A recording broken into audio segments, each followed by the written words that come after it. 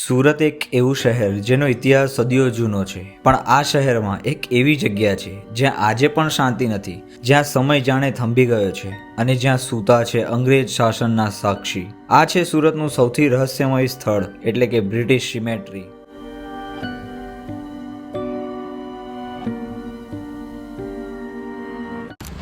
જય શ્રી રામ દોસ્તો, હું છું નિમેશ અને સ્વાગત છે તમારું આ તમારી યુટ્યુબ ચેનલ સુરતવાલા બ્લોગમાં. અને દોસ્તો, આજે આપણે આવી પહોંચ્યા છે સુરત બ્રિટિશ સિમેટ્રી. તમે મારી પાછળ જે જોઈ રહ્યા છો તો આ છે એક અંગ્રેજોનું કબ્રસ્તાન જે આજથી ઘણા વર્ષો જૂનું છે.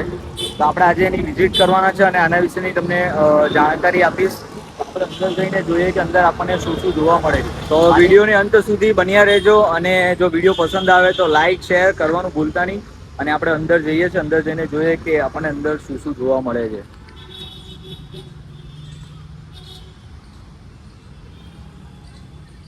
તો દોસ્તો, ફાઇનલી અંદર આપણે એન્ટર થઈ ચૂક્યા છે અને અહીંયા જ્યાં કશે પણ આપણે નજર નાખીએ છીએ તો દૂર દૂર સુધી મને બસ કબરો જ કબર દેખાય છે.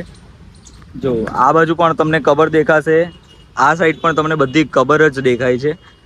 ઘણી મોટી એવી કબરો છે, આ પણ એક મોટી કબર છે. ઘણી બધી નાની એવી કબરો અહીંયા તમને જોવા મળશે.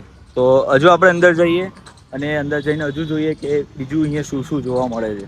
શહેરના ભીડભાડથી દૂર ઝાડોથી ઘેરાયેલું આ કબ્રસ્તાન સૌથી પહેલા નજર પડે છે. જૂની તૂટેલી હાલતમાં ઢંકાયેલી કબરો. આ કબ્રસ્તાન લગભગ 100 વર્ષથી પણ વધારે જૂનું છે, જ્યારે સુરત બ્રિટિશ શાસન હેઠળ હતું. તો દોસ્તો, અંદર આવતાની સાથે જ તમે જોઈ શકો છો કે મને સૌથી પહેલા મોટી ઇમારત જોવા મળી છે. આ ઇમારત એટલે કે કબર છે. કબરની ઉપર આ એક ઇમારત બનાવવામાં આવી છે. આ ઇમારતનું શું ખાસિયત છે એ પણ હું તમને વિડીયોમાં બતાવીશ. અને મારી પાછળ એક બીજી એક કબર જોવા મળે છે, જે પણ ખાસી મોટી છે.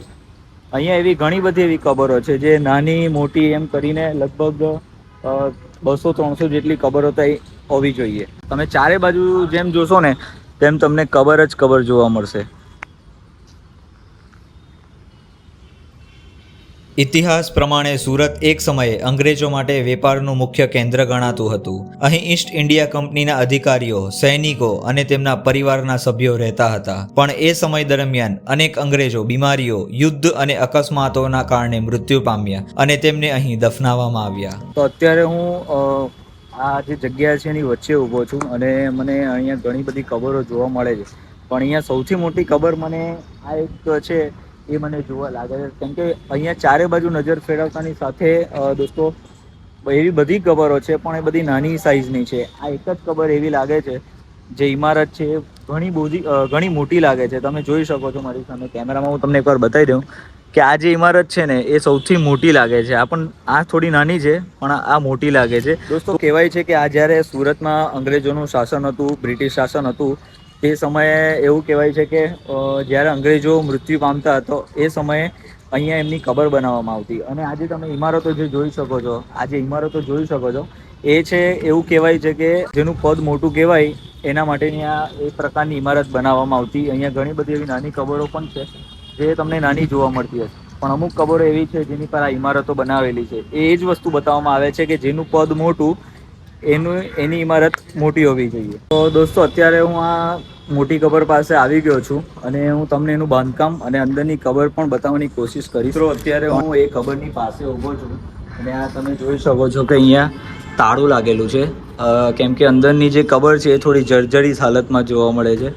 ઘણા વર્ષો જૂનું છે, એટલે જે સમયે આપણું સુરતમાં બ્રિટિશોનું શાસન હતું એ સમયે અહીંયા અંગ્રેજોની આ કબર બાંધવામાં આવેલી હતી. એટલે આ કબરો પર લખાયેલા નામ, તારીખો, આ બધું આજે પણ એ સમયની વાર્તા કહી જાય છે. કેટલીક કબરો 1800 દાયકાની છે અને કેટલીક પર તો નામ પણ સ્પષ્ટ દેખાતા નથી.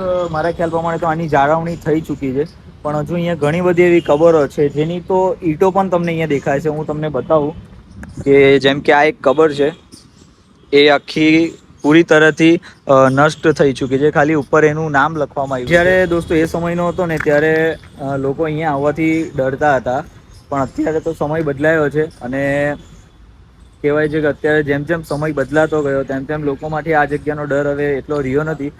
કારણ કે અત્યારે હવે અહીંયા તમે જોશો ને તો લોકો અહીંયા વેડિંગ શૂટ, ફોટોગ્રાફી અને ઘણી બધી એવી પ્રવૃત્તિઓ કરવા આવે છે. જેમ કે જેને ઇતિહાસ જાણવો હોય, જેને નેચર લવર હોય તે શાંત જગ્યા શોધતા હોય તે લોકો અહીંયા આવીને થોડો આરામ કરે છે, બેસે છે. સ્થાનિક લોકો કહે છે કે રાત્રિના સમયે અહીં અજાણી અવાજો સંભળાય છે. કેટલાક લોકોનો દાવો છે કે તેમણે અહીં અજાણી પડછાઈઓ પણ અહીં જોઈ છે. પણ શું આ માત્ર એક કલ્પના છે કે આ જગ્યા ખરેખર કંઈક છુપાવી રહી છે? આ કબ્રસ્તાન એકમાત્ર ભૂતિયા સ્થળ નથી, પરંતુ એક સમયની યાદ છે, એક એવી વાર્તા જે બતાવે છે કે જીવન કેટલું અસ્થાયી છે.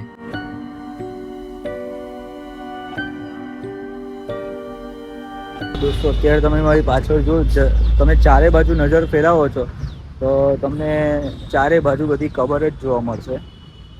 તમે જોઈ શકો છો ચારે બાજુ કબર જ કબર છે. અને અત્યારે હું ચારે બાજુ જે કબરો છે એની વચ્ચેના ભાગે હું અત્યારે ઊભો છું. જ્યારે તમે આ કબ્રસ્તાનમાં ચાલો છો ત્યારે તમને લાગે છે કે તમે કોઈક બીજા જ યુગમાં પહોંચી ગયા છો. દરેક કબર એક અલગ કહાની છે, એક અધૂરી કહાની. દોસ્તો, અત્યારે હું આ બધી કબરો છે ને એને એક્ઝેક્ટ પાછળના ભાગે ઊભો છું. પણ અહીંયા પછી એક વસ્તુ મને હરેક જગ્યાએ જે જોવા મળે ને એ વસ્તુ મને અહીંયા પણ જોવા મળી. વેઇટ, હું તમને બતાવું. આ વસ્તુ મને દરેક જગ્યાએ જોવા મળે છે, દરેક ધાર્મિક જગ્યાએ, દરેક મંદિરો અને દરેક પ્લેસ ઉપર મને આ વસ્તુ જોવા મળે છે. દોસ્તો, તમે જોઈ શકો છો કે મારી પાછળ જે બિસ્કિટના પેકેટ ને આ ઘણો બધો કચરો પડેલો છે. હવે તમે મને બતાવો કમેન્ટ કરીને કે આ જગ્યા જે ઐતિહાસિક જગ્યા તરીકે ઓળખાય છે તો એમાં આ વસ્તુનું હોવું જરૂરી છે. અહીંયા કમેન્ટમાં જરૂરથી કહેજો અને આના વિશે સરકારે શું પગલાં લેવા જોઈએ એ પણ જણાવજો.